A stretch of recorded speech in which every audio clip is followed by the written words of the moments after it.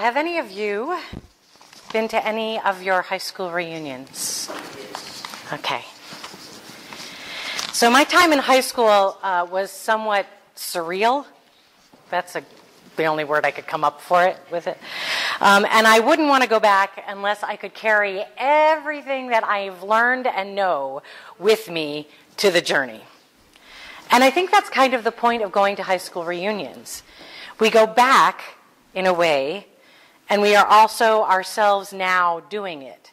So we are essentially going back to the future. And this can sometimes be rough terrain to head into, because there are so many traps, speaking specifically about going to reunions. There are traps of who we were to ourselves and to others, and how we were to ourselves and to others, and how we were identified. You know, cool person, smart person, freak and geek and all that stuff.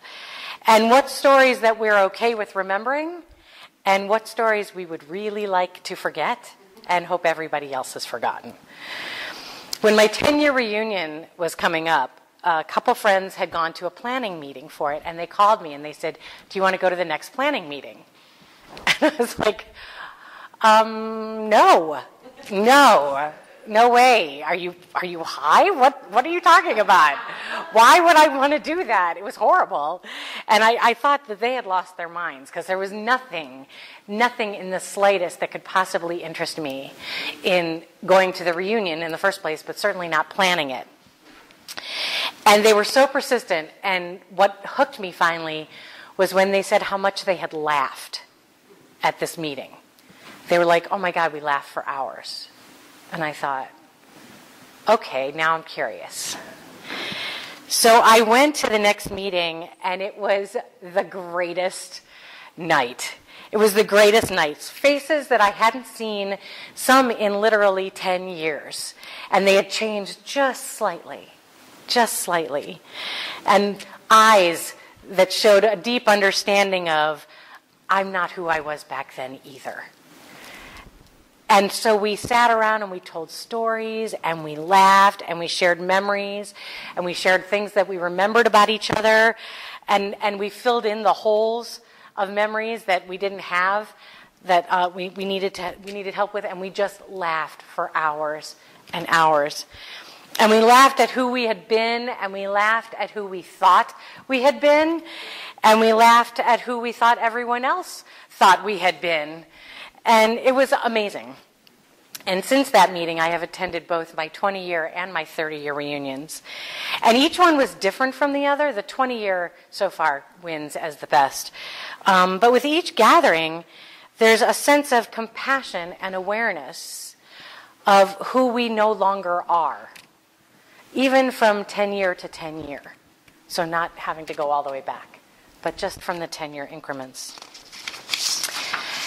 And so this talk is happening today because tomorrow night I'm going to be going back to the future in my own way.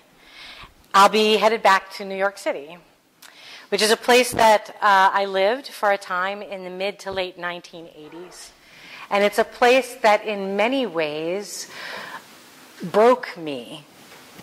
I never really had the constitution to live in Manhattan. I'm not a really Manhattan-y kind of girl, and especially not in the 80s. And that became very clear to me, and I was actually asked to leave, and I'll tell you more on that later. But today is going to be a little bit of Reverend Rachel Disclosure Day, and what I'm really grateful for is as I wrote this talk, I thought, wow, I'm so grateful that we've created a space that can happen, that I can share, and we can find common ground, and we can connect. So thank you. It means a lot to me. I appreciate that. Thank you.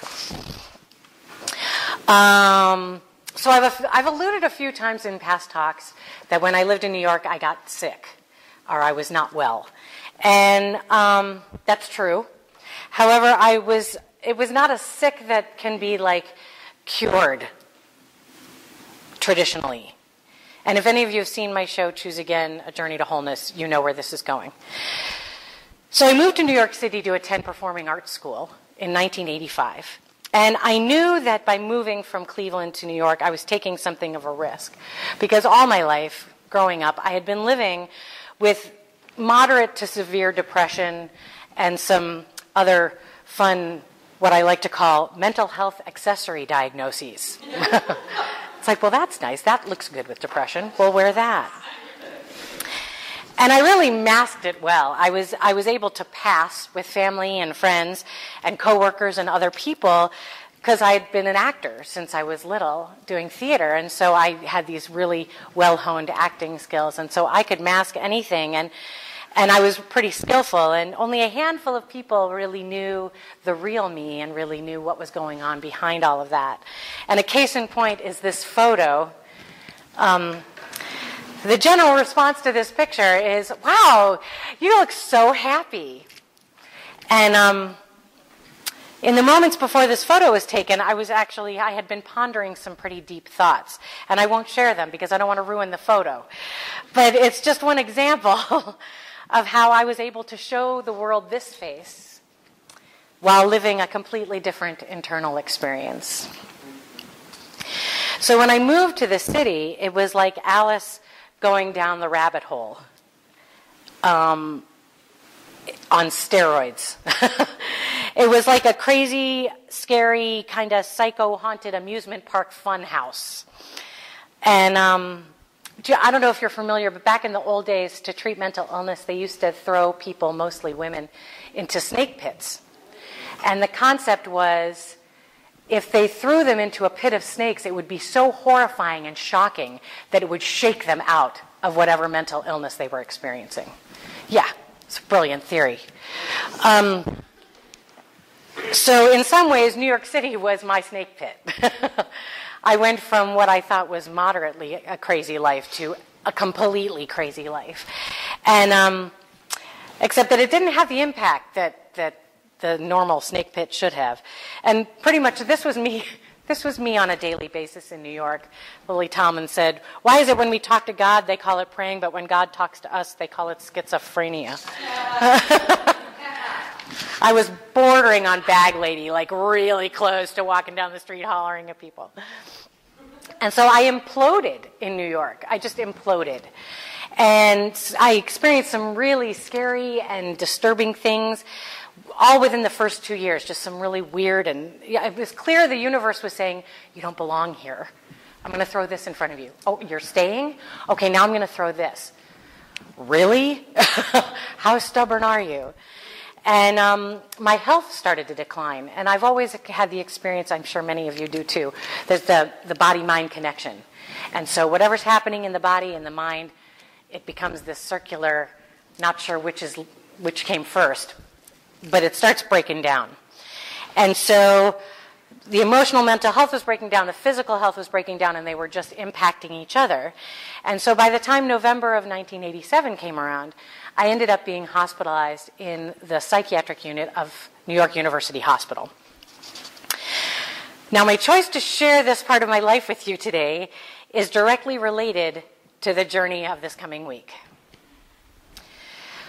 So over the course of 5 months from November of 1987 until April-ish of 1988, I was hospitalized twice. I was there, I was let out, I went back, and then I was let out again. And the only reason I was let out the second time, this is the part about getting kicked out of New York, they said they would only release me from the hospital if I left New York City. Otherwise, I was destined for a very dismal fate. And so I got kicked out of Manhattan. And I wear that as my badge. But you know, they even knew what was going on, and I wasn't paying attention. And so the thing is, I still have I have a lot of friends, and I still have family that live in New York, and so of course I would go back and visit. But the thing is, whenever I would go back to visit, shortly after and in the years after the hospitalization, I would go visit the places of trauma. I would get on the same bus route that took me to the hospital. I would go stand outside the hospital. I would go visit my old apartments. I would go visit places that carried pain. And I think part of it was that, actually one time, a couple times I visited with one of the nurses from the psych unit, and one time I actually went up to the unit to visit. And I think part of it was that I needed to make sure that those places still existed. I needed to make sure that they were real. And then I needed to make sure that I wasn't in them. So I was going back and I was going to see them, but I wasn't finding myself there. However, it did keep all of that trapped in me, inside myself. So I technically kind of was finding myself there again and again. And then one time I went to visit and that changed. I'm not sure which visit it was, but I went to visit my sister and I started going to different places. I started finding new places. I started discovering new places. And I made connections with different people and I sought out places that actually made me happy. One time I just walked for about 40 blocks down Fifth Avenue and just smiled at people. I'm pretty sure this happened after 9/11 because everybody smiles in New York now. And it's an amazing thing. And so then as I started looking at my coming week to New York, I was looking at the schedule that I have mapped out, and I have connections with friends. I'm having dinner, I'm taking the train to Connecticut to see some friends from high school, and I'm doing all these things, and I'm visiting St. John the Divine, which is where this candle comes from. It's one of my favorite holy places on the planet. And I'm going to go see, who knew it was there? There's a Church of St. Francis on 31st Street. So I'm going to go hang out there for a while. And I'm going to see a show. And I'm going to have cookies. You know, and so it's me now going back to the future, going back to a place that was as the future me now. I never thought that this was possible. I never thought that this possibility existed, and it's kind of trippy. And not everybody wants to take that leap, and I totally get it. There are folks on Facebook, of course, the world is Facebook, but there are folks on Facebook who won't be friends with me for one reason or another. And I don't know if it's because they're afraid that I haven't changed, and they only knew me back then, and they don't want to be friends with me from back then.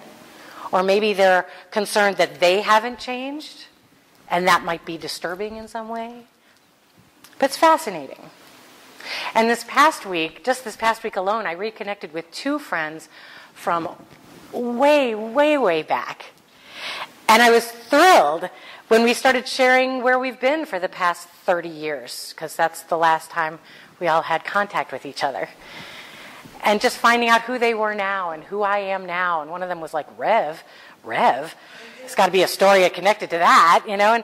And it was just this really great thing. And it's this trusting thing. And so when we go back to the future, it would seem that an essential piece to the journey would be to recognize that we are not actually going back, forgetting who we are now. We're not re-becoming who we were then, whenever then was. We are ourselves now traveling back like a visitor to a place that we've been before. Did any of you ever go back to your elementary school after you were an adult? To go, yeah, huh? Okay. So we don't become 8 or 10 again when we walk in the building, and we certainly don't fit into those little chairs. That's disturbing. And yet there might be feelings that we can access walking back into those rooms. Oh, gosh, I remember those feelings. And it's okay, because now we're ourselves now. And so we can actually comfort ourselves then. And it seems to happen in stages.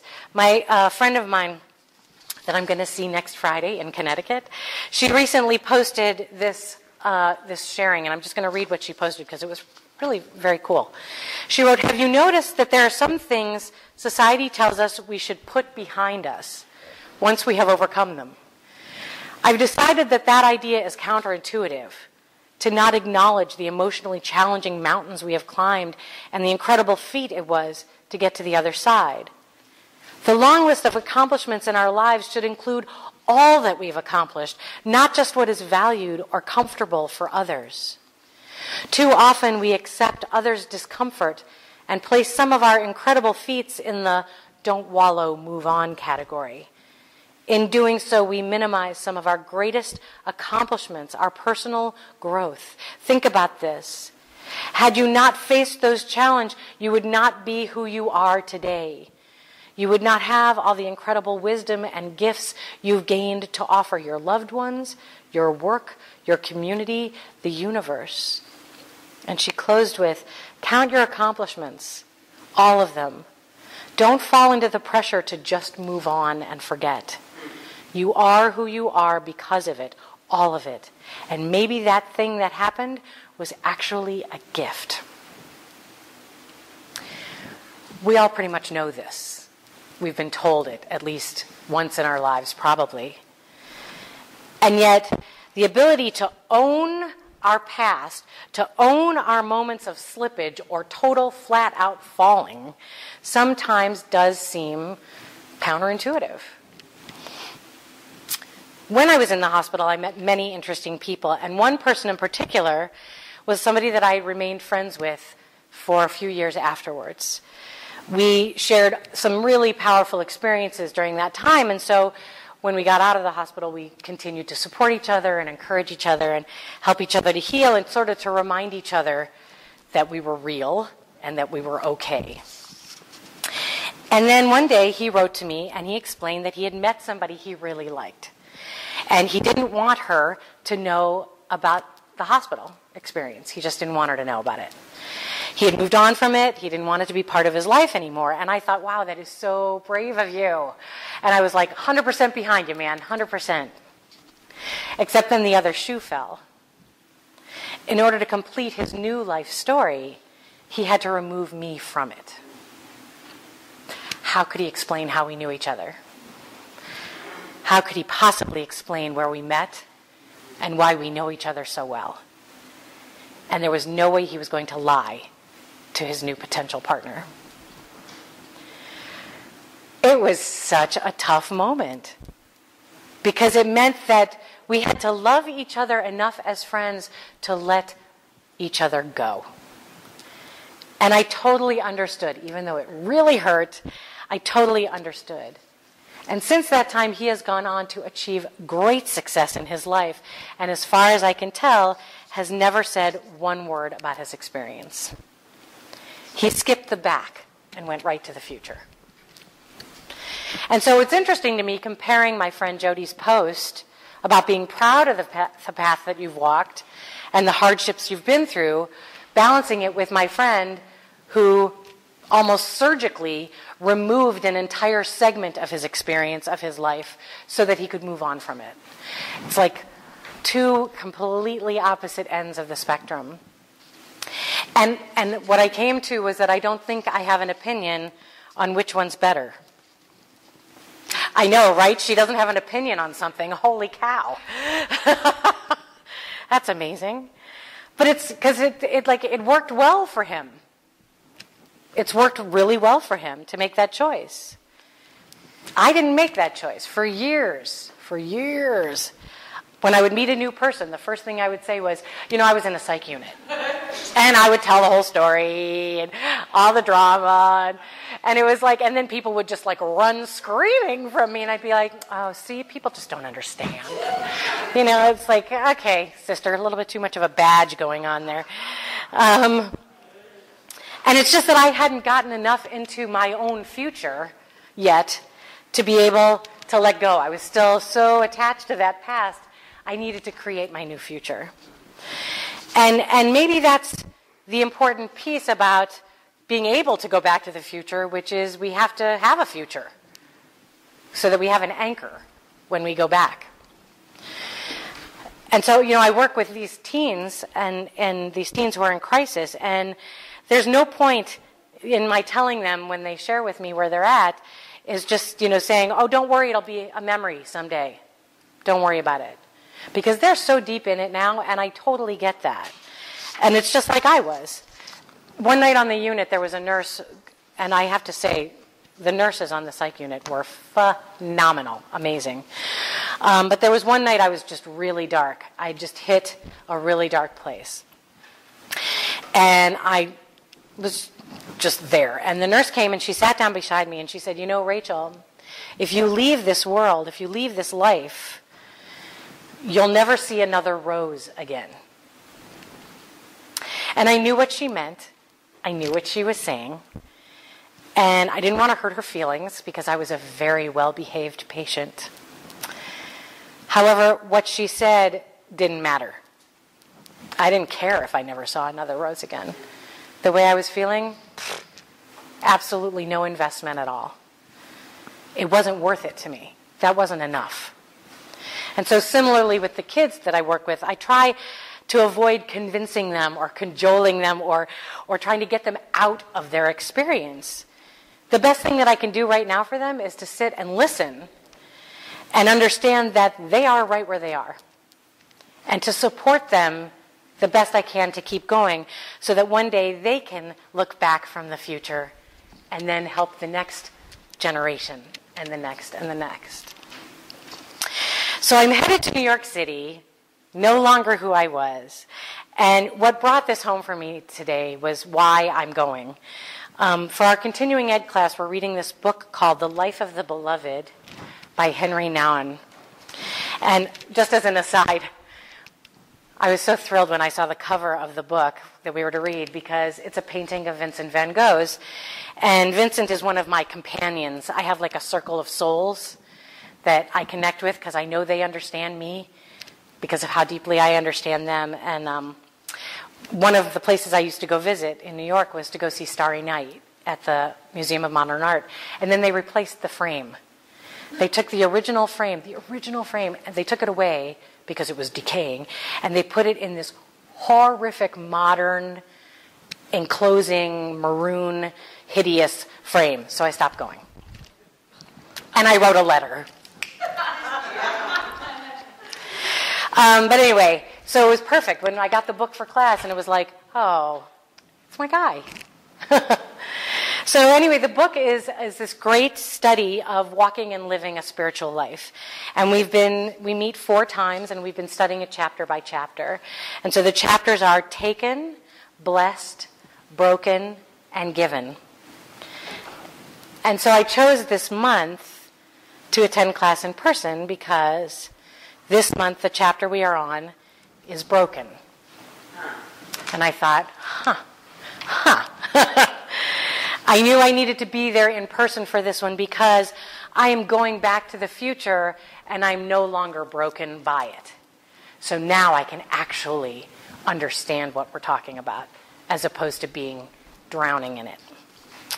So we can choose to claim our stories, or we can rewrite our life without them, or anything in between. It's kind of a continuum. And it's a completely personal decision. It's what works best for each of us. Speaking for myself, I work towards owning who I am now and compassionately loving who I was then. There's a song that for some reason, Spirit said we should have done it today, but we didn't. But the song that we do that's see the light, be the light, create your life. Create your life. Live your life with passion. See what you want to see the love, and then be the love. See what you want, and then be it. And step into your life. Create your life. Every day we're doing this, and my guess is that we're all doing it in one way or another. And we need to let the past sometimes take care of itself and move forward into a new future, all while balancing. So because this talk is called Back to the Future, I had to include a quote from Doc Brown, Christopher Lloyd's character. And he says, "Your future hasn't been written yet. No one's has. Your future is whatever you make it. So make it a good one." So when we're there and we're anchored, we get to just create this new experience. Let's pray.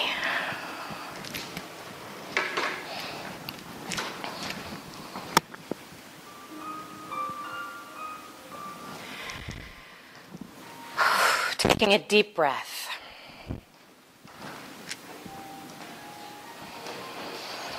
It's possible that our hearts and our minds have traveled back to places that we'd forgotten, or places that we have held on to. And what I encourage each one of us, me included, is to remember that we are here now. We are standing on this ground now, who we are now. All that's happened to us in our lives has been such a gift to us. And just simply by our still being here, it's a testimony to the fact that we have found some purpose, some reason to carry on. There are times that we don't even know that our simply being here is an inspiration to someone else. That they could be looking towards us going, man, if they can do it, I sure can do it. Just as we have people in our lives that we look to and say, wow, if they can do it, I can do it. And so we're safe going back to the future. We're safe when we anchor ourselves in what we know now and going back to look at where we've been.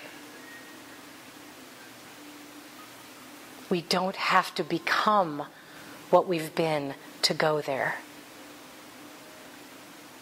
We just simply remember who we are now.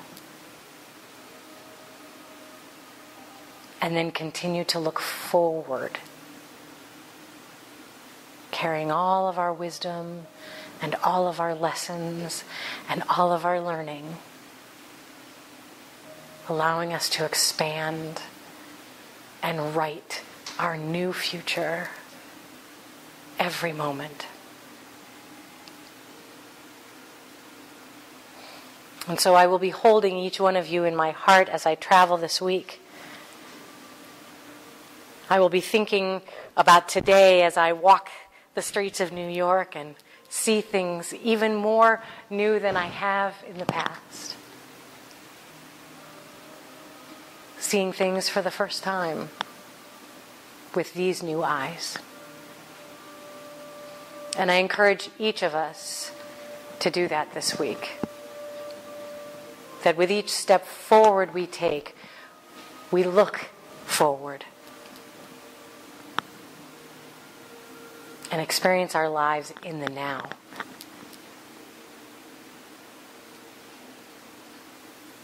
With blessings and gratitude, I say yes to the universe. Yes. Amen. Ashe.